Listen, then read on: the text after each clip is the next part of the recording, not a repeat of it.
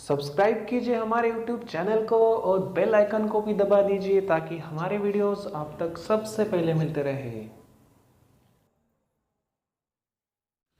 Hello friends, स्वागत है आपका 42 नंबर के वीडियो में। दोस्तों, आज का हमारा जो टॉपिक है वो है how to set workpiece zero. बहुत लोग पूछते हैं कि वर्क पीस ज़ीरो कैसे करते हैं मशीन में। वीएमसी और एचएमसी में फानुक कंट्रोल में बेसिकली मैं बताने वाला हूँ कि किस तरीके से आप वर्क पीस को ज़ीरो कर सकते हैं। ओके, तो आज का टॉपिक यही रहेगा। बहुत सारे बिगिनर्स होते हैं, उनके लिए बहुत प्रॉब्लम्स होती है, तो शायद बिगिनर्स के लिए भी ये टॉपिक अच्छा है। तो अब आज हम यही टॉपिक कवर करने वाले हैं कि how to set workpiece zero. तो दोस्तों, आपको पता ही है ये इस तरीके से एक मशीन है। ये ओपन एंड मशीन है। यहाँ पे आपको एक्स वाई और जेड यहाँ पे मिलेंगे। तो आपको जो दिख रहा है यहाँ पे X0 Y0 जैसे कि यहाँ पे लिखा है, तो इस पॉइंट पे अगर मुझे जो ज़ीरो है, मतलब मैं अगर कॉल करूँ G54X0Y0, तो मुझे यहाँ पे मशीन आना चाहिए। तो वो किस तरीके से लाते हैं उस मशीन को, क्योंकि जब भी आप प्रोग्रामिंग करते हैं, तो जब आप प्रोग्रामिंग करते हैं तब आपको एक पॉइंट ड्राइंग पे लेना पड़ता है। उसके बाद में आपको जो भी मेजरमेंट्स है, ड्रिलिंग, मिलिंग और जो भी आपके होल्स है, प्रोसेसेस है, सारे के सारे वो ज़ीरो से शुरू होते हैं। तो ये सबसे बेसिक टॉपिक है। तो आपको ये कंफर्म और सही सही तरीके से आना चाहिए। अगर आपको ये इसमें थोड़ा भी डाउट है तो इसे पूरी तरीके से कवर कीजिए, ताकि आपके साथ कोई भी आपका पार्ट रिजेक्ट ना हो या आपके साथ कोई प्रॉब्लम ना हो। ठीक है दोस्तों, तो इसी टॉपिक को हम आज कवर करने वाले हैं। जैसा कि आपने कोऑर्डिनेट सिस्टम, आपको कोऑर्डिनेट सिस्टम पता होना चाहिए वीएमसी और एचएमसी के बारे में। हाँ, जैसे मैं आपको बता सकता हूँ, अभी मेरे पास कुछ निकाला हुआ है। ओके, तो आप ये वीएमसी का देख सकते हैं। ओके, तो वीएमसी में क्या होता है, वर्टिकल मशीनिंग सेंटर। तो स्पिंडल जो है वो वर्टिकल रहता है। तो इसका जो जेड है इस तरीके से रहता है, अप डाउन, जैसे हम यहाँ पे खड़े हैं। Okay, this is the operator. और इस तरीके से हम देख रहे हैं तो स्पिंडल वर्टिकल रहता है। इसका Z plus plus minus, Y along रहता है, उधर प्लस इधर माइनस। और ये जो एक्स है हमारे आर एच राइट हैंड में एक्स प्लस रहता है और लेफ्ट हैंड में निगेटिव रहता है। वैसे ही एच एम सी में क्या होता है, हॉरिजॉन्टल मशीनिंग सेंटर। ये जो आपका स्पिंडल है वो हॉरिजॉन्टल है। ओके, और ये है आपका जेड। ठीक है दोस्तों, और ये आपका हो गया वाई, और इस साइड में आपका हो गया एक्स। ओके, आप यहाँ पे खड़े हैं। ओके, तो इस तरीके से इन दोनों मशीन्स की जो कंस्ट्रक्शन होता है इस तरीके से होता है। तो आपको यहाँ पे अगर ज़ीरो लेना है एचएमसी में और यहाँ पे अगर ज़ीरो लेना है वीएमसी में, वो तो किस तरीके से लेते हैं, तो मैं आपको समझाने की कोशिश करता हूँ दोस्तों। ओके, तो मैं आता हूँ अभी मैनुअल्स में जाएंगे, हम कुछ बेसिक देखेंगे उसके बाद। तो जैसा कि आप यहाँ देख सकते हैं, ये कोऑर्डिनेट सिस्टम इंक्रीमेंटल 091 और 090, ये दोनों सिस्टम में आप इसे कर सकते हैं, लेकिन सबसे अच्छा सिस्टम G90 है दोस्तों। G90 एब्सोल्यूट कोऑर्डिनेट सिस्टम है। कोऑर्डिनेट सिस्टम के दो, G90 और G90 दो टाइप हैं। तो इस तरीके से 90 यूज़ करेंगे तो इजी होगा, 91 यूज़ करेंगे तो आपको क्या क्या प्रॉब्लम्स आएंगी मैं बताने की कोशिश करूँगा। ओके, यहाँ पे लिखा है G53, ये होता है दोस्तों मशीन कोऑर्डिनेट सिस्टम। ठीक है, बाद में G92 भी आता है। G92 अगर आपको पता नहीं, ये बहुत लोग, कम लोग यूज़ करते हैं, मतलब बहुत लोगों को तो पता ही नहीं, तो मैं इसके बारे में दूसरा एक वीडियो बनाऊँगा क्योंकि इसे थोड़ा वक्त लगता है। बाद में होता है आपका वर्क पीस कोऑर्डिनेट सिस्टम। यहाँ पे देखिए, कोऑर्डिनेट सिस्टम के दो टाइप है, मशीन कोऑर्डिनेट सिस्टम और workpiece coordinate system. Machine coordinate system के लिए G53 कोड यूज़ होता है। फानुक कंट्रोल में अलग अलग कोड्स यूज़ होते हैं, लेकिन कोई मैटर नहीं करता। अगर आपको ये बेसिक पता हो गया तो आप जस्ट कोड देख के आप उसे अप्लाई कर सकते हैं। बाद में आता है G92 और G54 59। G54 59 तो आप सब लोग यूज़ करते होंगे। और ये आता है G52 लो कोड कोऑर्डिनेट सिस्टम। ये कॉमनली रहता है। वो कहाँ रहता है मैं बताऊंगा आपको, इसके साथ ही रहता है वो G54 के साथ। G92 मेजरली यूज़ नहीं करते लोग, लेकिन मैं इसका भी मीनिंग आपको बता दूंगा। ओके, तो अब डायरेक्टली आते हैं हम हमारे वर्क कोऑर्डिनेट सिस्टम जो हमें लेना है। वर्क कोऑर्डिनेट मतलब एक कंपोनेंट है, मतलब ये कोई एक कंपोनेंट है। ओके, इस कंपोनेंट को मुझे यहाँ पे ज़ीरो करना है किसी एक पॉइंट से मशीन के, ये मशीन में लगा हुआ है। ओके दोस्तों, तो यहाँ पे देखो G54 से G59 जो आपका टेबल रहता है, वर्कपीस कोऑर्डिनेट का पेज रहता है, तो उस पर जब आप जाएंगे, मैं यहाँ पे स्क्रीनशॉट दे दूँगा वहाँ पे, जैसे आप स्क्रीन पे देख रहे हैं उस पेज पे ये कोऑर्डिनेट्स लिखे हुए रहते हैं। तो यहाँ पे इसका डेफिनेशन भी अगर आप मैं पढ़ दूँ एक बार आपके लिए, the work coordinate system is a coordinate system to be set specially for a workpiece which is fixed on a table. मतलब वर्कपीस कोऑर्डिनेट सिस्टम वो कोऑर्डिनेट सिस्टम होता है जो यहाँ पे देख सकते हैं आप, यहाँ पे एक कंपोनेंट पे सेट किया जाता है। ओके, तो इस तरीके से इसका रिप्रेजेंटेशन है। तो the machining programs are created on the basis of the coordinate system. मतलब आप जो भी पहले प्रोग्राम बनाएंगे तो आपको एक इमेजिनरी पॉइंट ड्राइंग पे लेना पड़ेगा। अगर आपने एक इमेजिनरी पॉइंट यहाँ पे ले लिया है, समझो यहाँ पे ले लिया है सपोज G54, तो अकॉर्डिंगली आपको प्रोग्रामिंग कर सकते हैं। जैसे ही आपका प्रोग्राम बन जाता है तो आपने जो ड्राइंग पे ज़ीरो लिया है वो मशीन पे जब आप कंपोनेंट लगाएंगे तो उसमें भी सेम ज़ीरो रखना है, तो आपका प्रोग्राम सही चलेगा।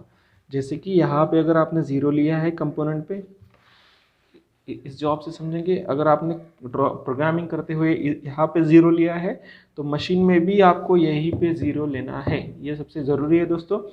और अगर ऐसा करते हैं आप तो आपका सब कुछ ओके चलेगा। ओके, आप इसमें थोड़ा भी गलत हो गए तो आपका प्रोग्राम भी उतना ही शिफ्ट हो जाएगा। अगर आप पॉइंट 1 से शिफ्ट हो गए तो आपका सारा प्रोग्राम पॉइंट 1 से शिफ्ट हो जाएगा, इसलिए ये बहुत इंपॉर्टेंट है। जैसे कि यहाँ पे सेटिंग प्रोसीजर इलेबोरेट की है, आप देख सकते हैं। ये यहाँ पे मशीन, यहाँ पे जो ये व्यू है ये एक्स वाई का है, मतलब मशीन में 3 होता है generally, X Y Z 3 dimensional होते हैं, लेकिन यहाँ पे आपको रिप्रेजेंट करने के लिए एक्स और वाई दिखाया है। ओके, कार्टेशियन कोऑर्डिनेट सिस्टम के हिसाब से, जैसे कि आप देख सकते हैं एक्स और ये वाई।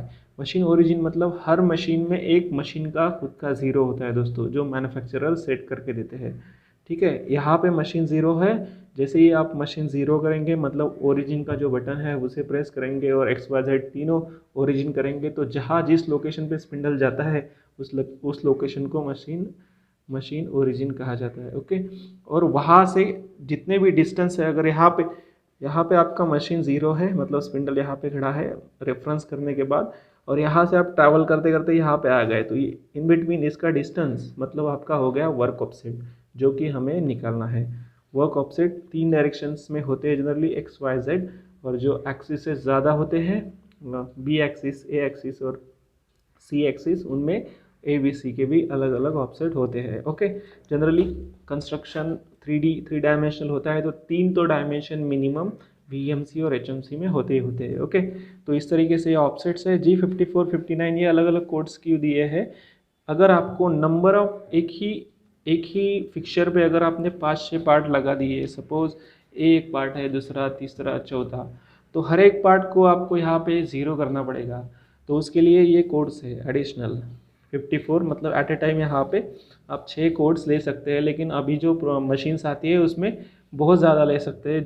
इसमें G54 P1 से लेके P48 तक शायद ऐसा कुछ है, मतलब आप मे बी 200-300 भी ऑफसेट एक साथ ले सकते हैं, यूज़ कर सकते हैं अगर आपको इतने जॉब है तो।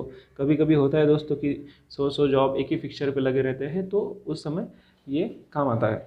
तो ये हो गया कोडिंग्स। अभी देखते हैं कि इसको कैसे सेट करना है, प्रोग्राम्स कैसा रहता है इसका, ये मैं आपको यहाँ पे बता रहा हूँ। जनरली ये आपका वो सीक्वेंस नंबर मतलब स्टार्टिंग का नंबर, प्रोग्राम नंबर G90 मतलब absolute programming.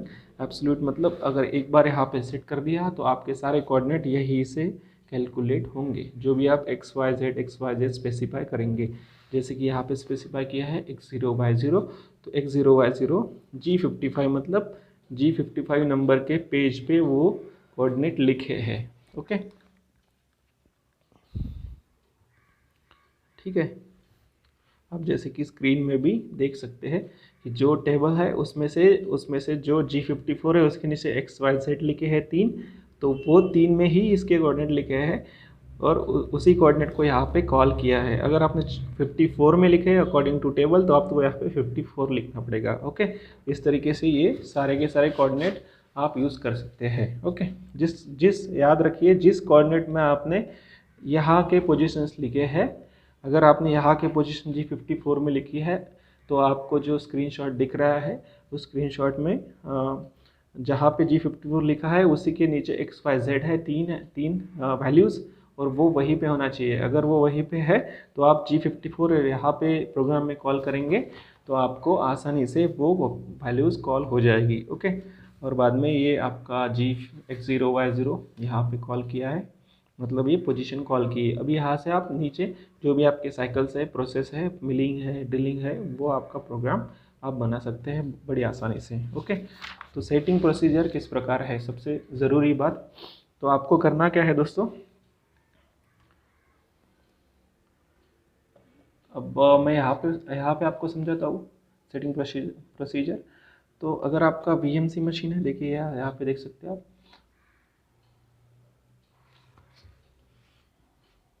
Okay, VMC machine है, ठीक है, और आपका स्पिंडल वर्टिकल है, आपका X0 यहाँ पे है, ठीक है, X0 Y0 Z0 XYZ0, ये आपके है मशीन 0, ठीक है, ये मशीन 0 है। अगर आपको यहाँ की वैल्यू निकालना है, ओके, मतलब आपने जॉब फिक्स कर दिया फिक्सचर के ऊपर, एक बार क्लैम्प कर दिया प्रॉपरली, अब यहाँ पे XYZ 3 आपको कोऑर्डिनेट मिल जाएंगे, कोई भी जॉब में 3 ही कोऑर्डिनेट मिलते हैं। तो यहाँ से अगर आपने यहाँ से ये स्पिंडल को यहाँ तक लेके आए, एक सेंटरिंग डिवाइस रहता है दोस्तों ओरिजिन लेने के लिए, वो सेंटरिंग डिवाइस आपको देखना पड़ेगा फिजिकली किस तरीके से रहता है, जैसे कि इस टाइप में रहता है, वो आपको दिखा देता हूँ थोड़ा। ओके, इस टाइप से रहता है, इसको एक RPM देते हैं, ये स्पिंडल के अंदर लगा रहता है, इसको एक RPM देते हैं, और ये जो निचला हिस्सा है ये इतना नीचे का ये इसके साथ रोटेट होता है, इस इन बिटवीन इसके स्प्रिंग रहता है। ओके, या प्रोब भी यूज़ कर सकते हैं अगर आपको प्रोबिंग पता है। प्रोबिंग में क्या होता है दोस्तों, एक बॉल होता है रूबी बॉल, और यहाँ पे प्रोब का हेड होता है। ये पॉइंट यहाँ पे टच करने के बाद X, Y और Z तीनों ब्लॉक में, मतलब अगर कोई ब्लॉक है आपका जैसे कि ये है, मैं यहाँ पे ये स्पिंडल है, यहाँ पे हम टच करेंगे ऐसा इस तरीके से, और यहाँ पे इसमें एक रेड लाइट रहता है वो जलेगा प्रोब में, ये प्रोब है, तो ये जलने के बाद आपको वो जो वैल्यू है जो लिखी है X-253, जो भी मशीन का जो कोऑर्डिनेट सिस्टम होता है उसमें जो लिखी है उस वैल्यू को आपको G54 का जो ऑफसेट नंबर है वर्क ऑफसेट उसमें सेव करना है।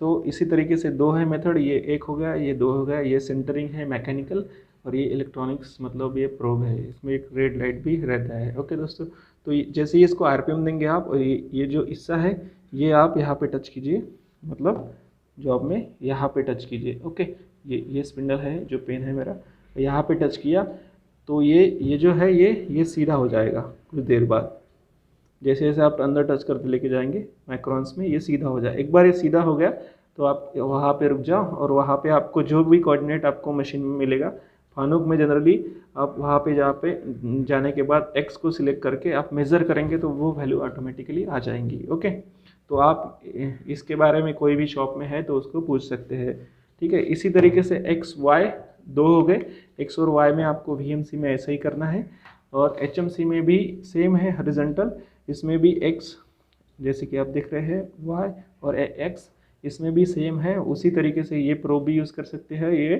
अपना सेंटरिंग डिवाइस भी यूज़ कर सकते हैं। ये तो हो गया दो XY के लिए, बाद में आएंगे Z के लिए।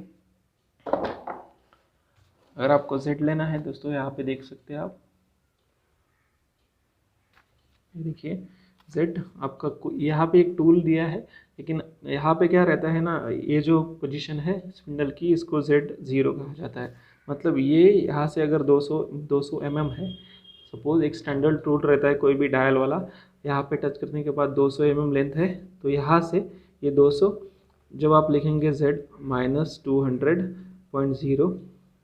प्लस 200.0 तो ये ऑटोमेटिकली यहाँ पे 0 आ जाएगा। मतलब आपका स्पिंडल यहाँ पे 0 होना चाहिए, इन बिटवीन टूल नहीं होना चाहिए। ओके, यहाँ पे टूल दिखाया है लेकिन आपने जब अगर टूल यूज़ किया तो आपको अगर टूल का हाइट पता है 121, तो आपने अगर Z0 और मेज़र कर दिया है फनुक में, तो आपका ज़ीरो यहाँ पे नहीं होता है, यहाँ पे होता है, स्पिंडल के फेस पे होता है। लेकिन ये इन बिटवीन गैप को ये करने के लिए आपको फिर से इसमें ये टूल का लेंथ ऐड करके उसका ज़ीरो शिफ्ट करना रहता है। ये Z के लिए है दोस्तों, XY के लिए मैंने पहले बताया, और ये Z के लिए। इस तरीके से यहाँ पे पेज भी है, जैसे कि मैंने आपको बताया था। यहाँ पे देख सकते हैं आप, यहाँ पे G54 के टैब में अगर आपको चाहिए तो आपको जब आप X का जो सेंटरिंग करेंगे तो यहाँ पे सेंटरिंग होने के बाद आपको यहाँ पे वैल्यू है -303 यहाँ पे लिखना है। ओके, जो भी वैल्यू वहाँ पे शिफ्ट करने के बाद आएगी। और बाद में ये है Y, ये 170.123 और ये है Z। ये तीनों वैल्यू वहाँ से कैलकुलेट करना पड़ता है दोस्तों। ये अगर मैं सम अप करूँ थोड़ी मतलब कम से कम सेंटेंस में, तो ये आपका स्पिंडल है। ओके, ये ज़ीरो है, यहाँ से मैंने इसको ट्रैवल किया x में, तो ये अगर -50 है तो आपको यहाँ पे लिखना है -50 x में। ठीक है, बाद में आते हैं y पे। अगर ये है, आपको यहाँ पे है, ये यहाँ पे y है, और यहाँ पे आपको टच करके इसका पॉइंट लेना है जो आपका, और ये अगर आता है -100 तो यहाँ पे आपको -100 लिखना है। ओके, और यहाँ पे z मतलब ऊपर है, नीचे आने के बाद जो भी आपका ये सरफेस पे आएगा वो आपका z है, वो वैल्यू आपको यहाँ पे लिखना है। एक बार आपने ये वैल्यू लिख दिया, ओके, तो जैसे ही आप यहाँ पे देख सकते हैं, हाँ, जैसे ही आप G54 X0 Y0 कॉल करेंगे, जिस तरीके से ये NC है, देखिए G54 G0 X0 Y0, अगर आप ये कॉल करेंगे तो आपका स्पिंडल जहाँ भी है वहाँ से ट्रैवल होके आपके सेंटर में आ जाएगा। इस तरीके से यहाँ पे X0 Y0 है, Z करेंगे Z0 तो यहाँ पे आके पॉइंट पे टच करेगा बराबर प्रॉपरली। ओके, तो इस तरीके से ये दोस्तों काम करता है। और अगर आपने यहाँ पे देखिए G54 नहीं G56 में वैल्यूज़ लिखी है, सेम ही है दोनों, लेकिन इसके कोड्स अलग अलग है। ये अलग अलग क्यों है? क्योंकि अगर आपको एक ही फिक्सर के ऊपर नंबर ऑफ ऑफसेट्स लेने हैं अलग अलग लोकेशंस पे, तो यहाँ पे आप फिलअप कर सकते हैं। अगर आपने यहाँ 56 लिखे, इसमें वैल्यू लिखा है, तो आपको यहाँ पे लिखते समय G56 लिखना पड़ेगा। ओके दोस्तों, तो वीडियो काफ़ी लंबा हो रहा है ये दोस्तों, क्योंकि थोड़ा समझाने के लिए वक्त लगता है इसको।